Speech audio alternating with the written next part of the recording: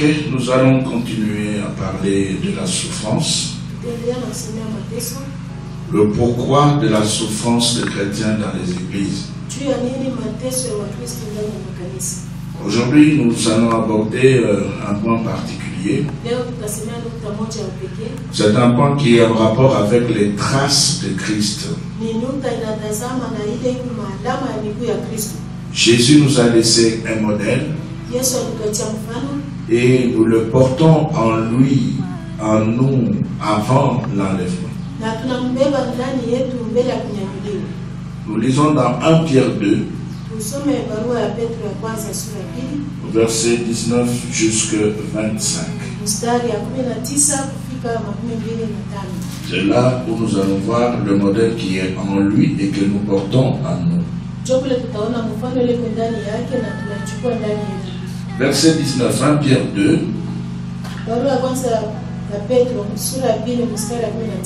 Car c'est une grâce que de supporter des afflictions par motif de conscience envers Dieu.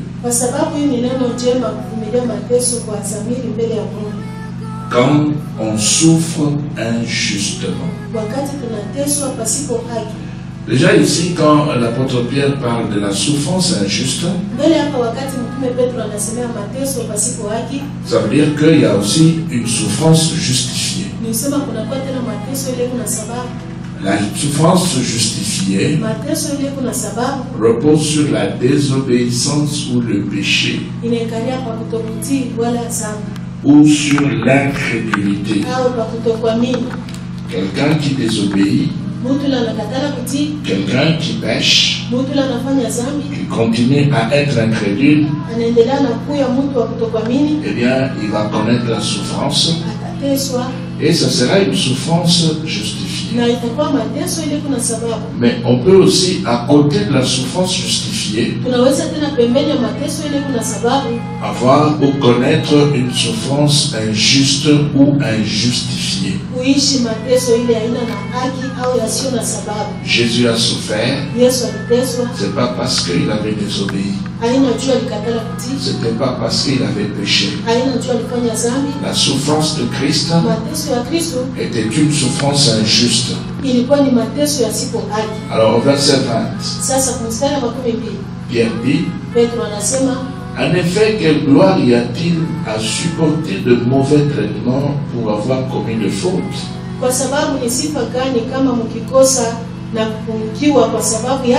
Mais si vous supportez la souffrance lorsque vous faites ce qui est bien,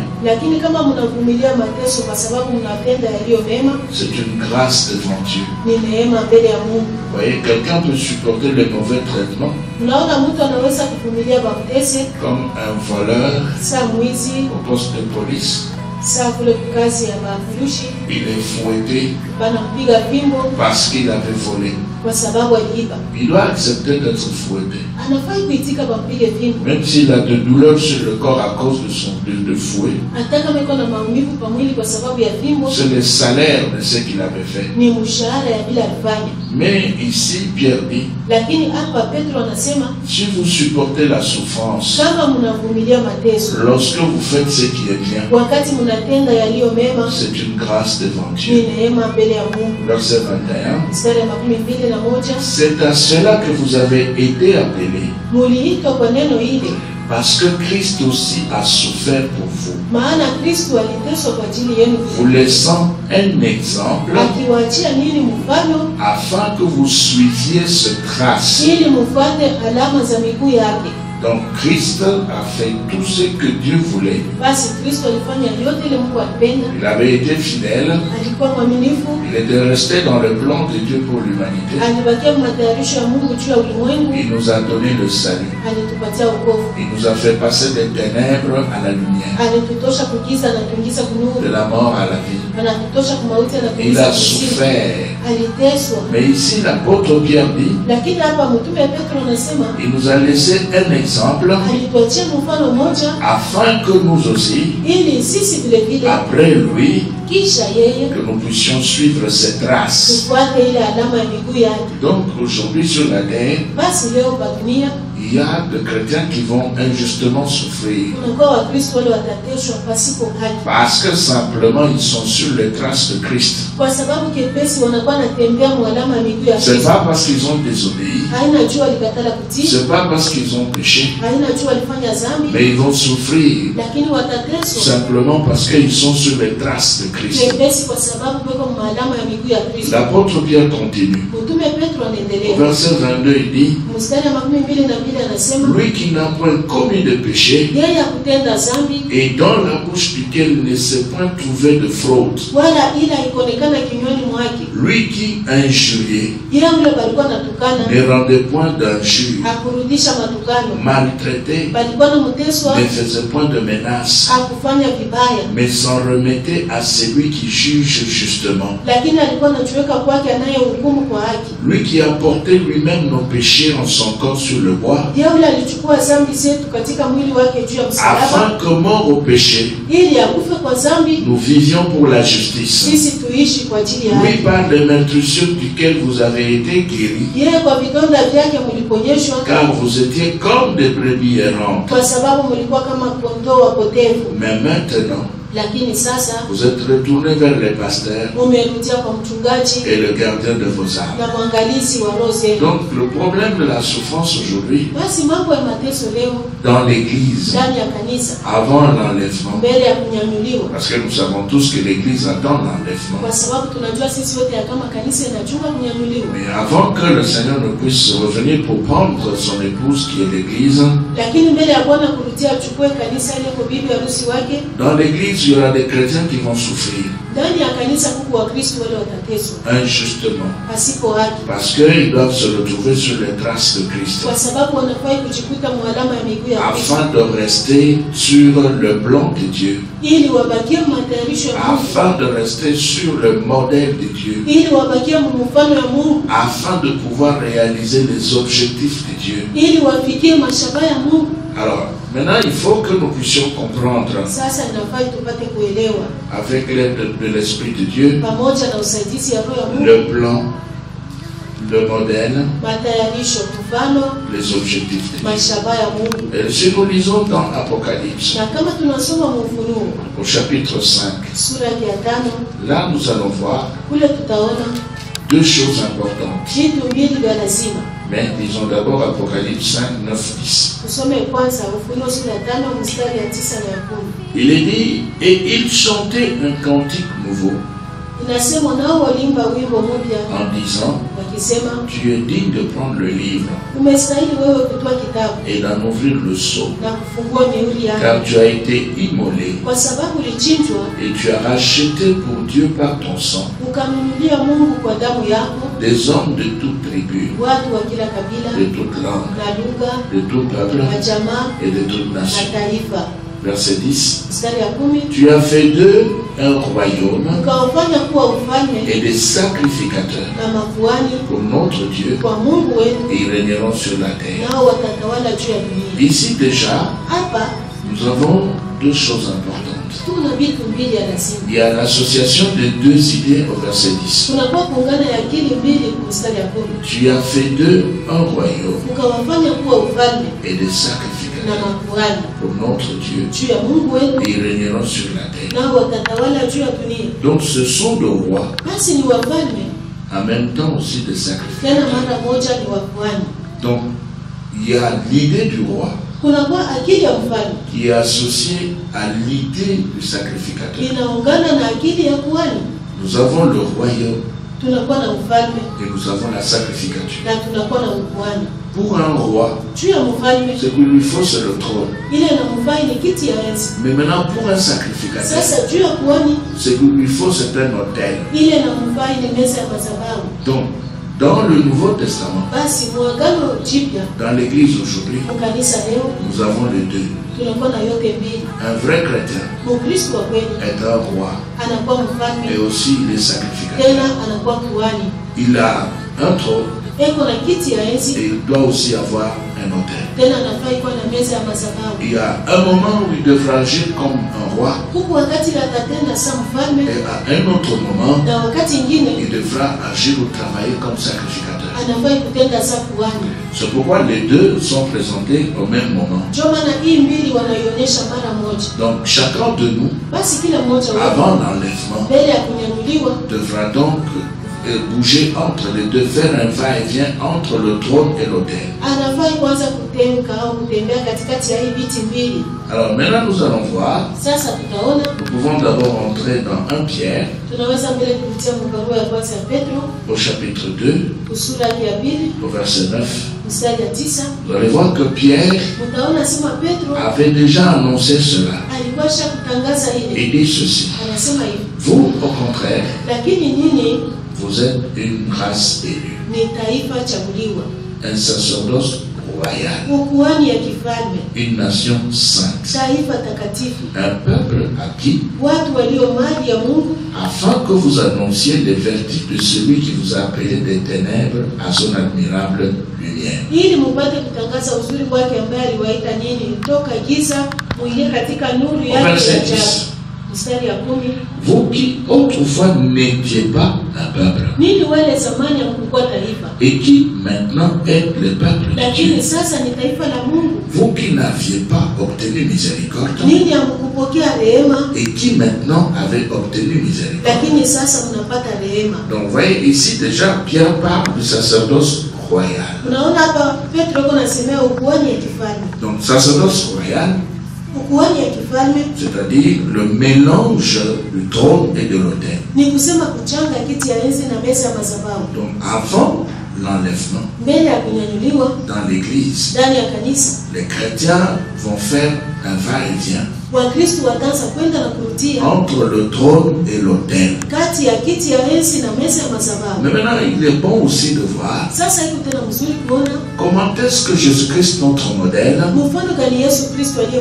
a pu faire les deux.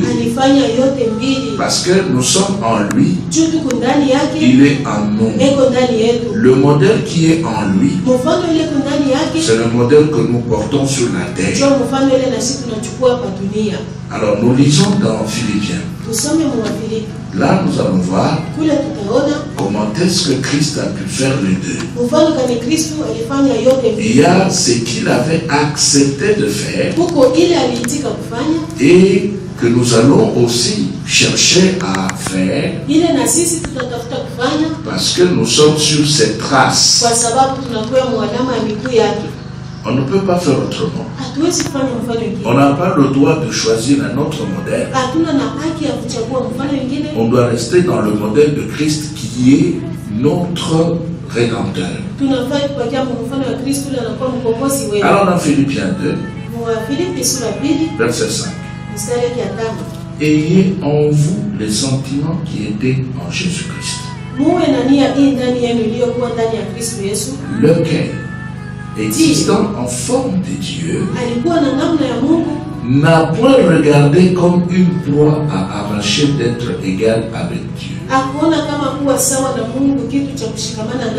Voilà là où commence le problème. Christ se regardait dans sa divinité. Il avait tout. Il était tout. Il vivait dans la gloire. Mais il a accepté de pouvoir se défaire de sa divinité pour un temps.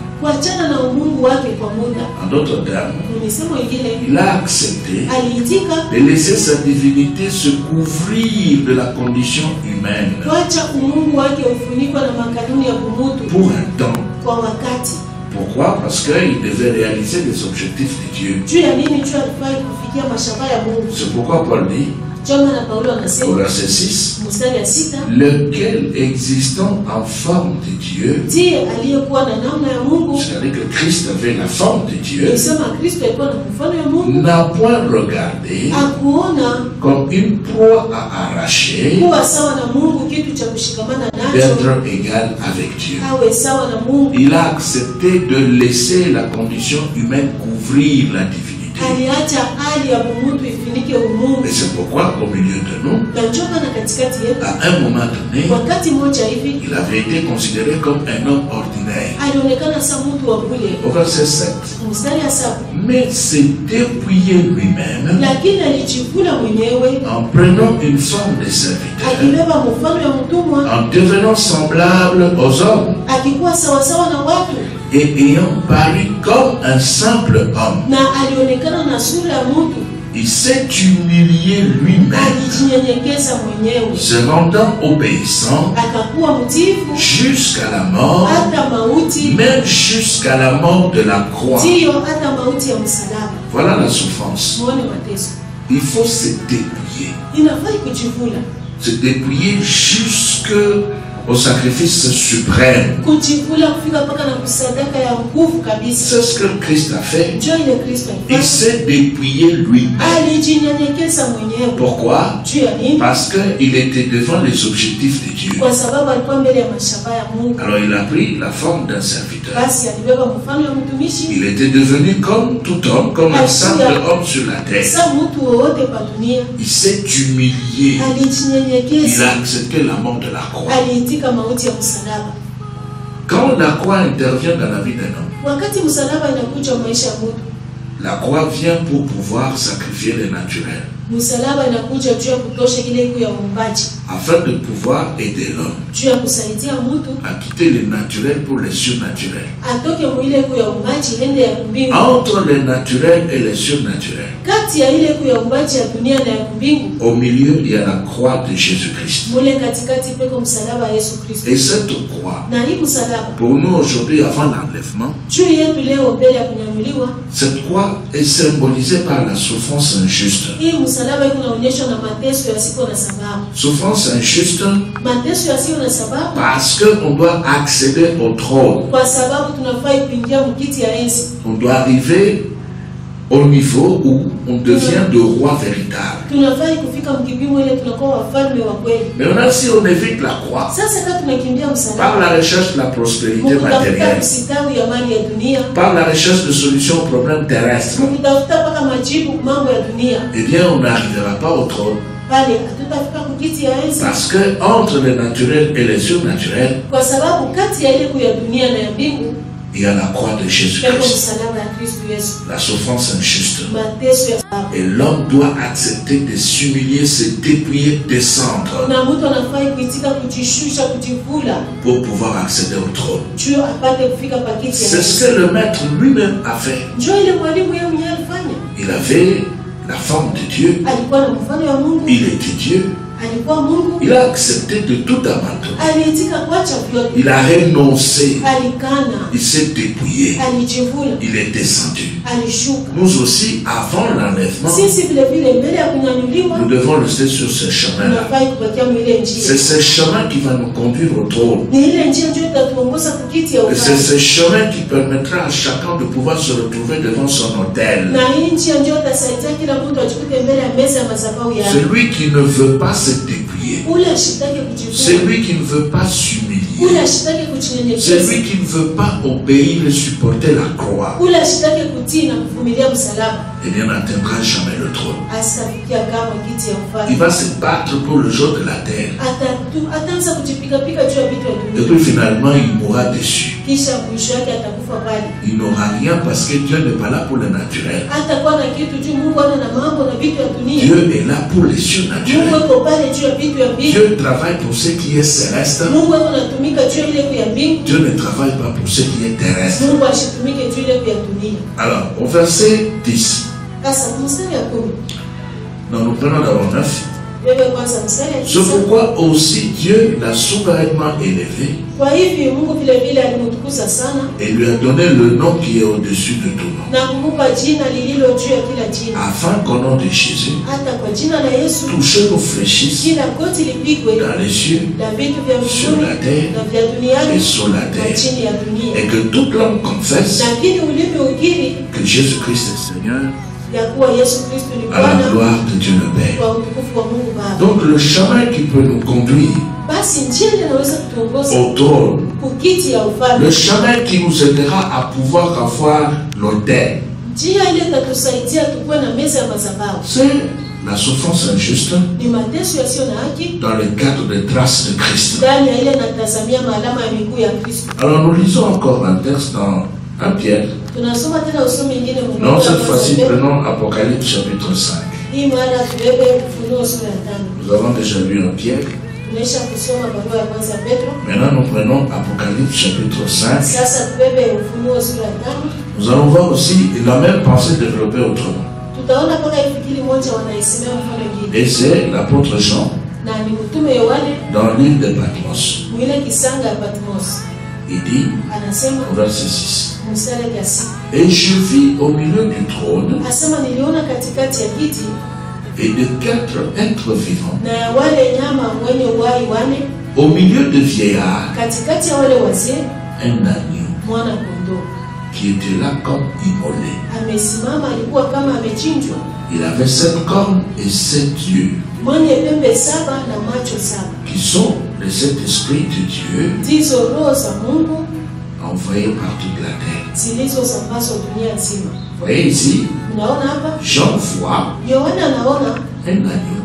mwana kondoo, Et cet agneau na huyu mwana kondoo est sur le trône. eko juu ya kiti ya ufalme, Et c'est comme s'il avait été immolé. na eko saa alichinjwa.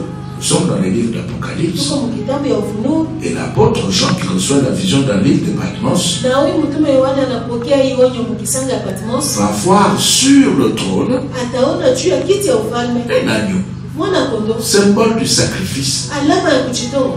Donc il faudra passer Basi nafai kupita de l'agneau ku mwana kondoo au lion. kufika kusimba.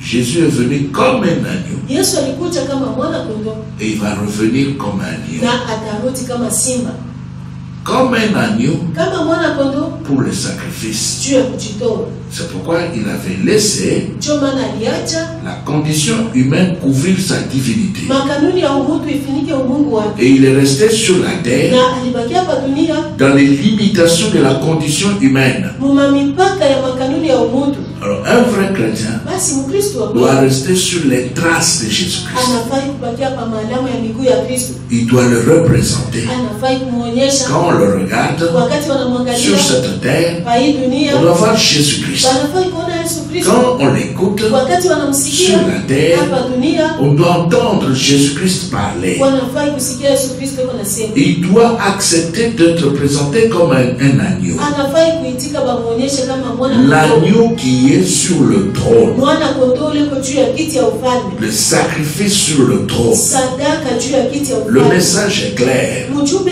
kuwasi Pour occuper le trône, juu ya mikala kwa kiti ya il faut ufalme. prendre la forme d'un agneau. Inafai kubeba mfano ya mwana Et kondoo. pour prendre la forme d'un agneau, Na juu ya kubeba mfano ya il mwana faut kondoo, accepter le sacrifice. inafai kuitika Il faut kujitoa. accepter de souffrir, Inafai kuitika de kuteswa. souffrir injustement pour Jésus-Christ. Kuteswa pasipo sababu juu ya Yesu Kristo. Et à ce moment-là, Na ile wakati on va occuper le trône. tutakala pa kiti ya À ce ufalme. moment-là, Ile wakati on va voir la main de Dieu. tutaona mkono ya Mungu. À ce moment-là, Ile wakati on pourra être sûr de vivre l'enlèvement. tunaweza kuwa na uhakika ya kunyamuliwa.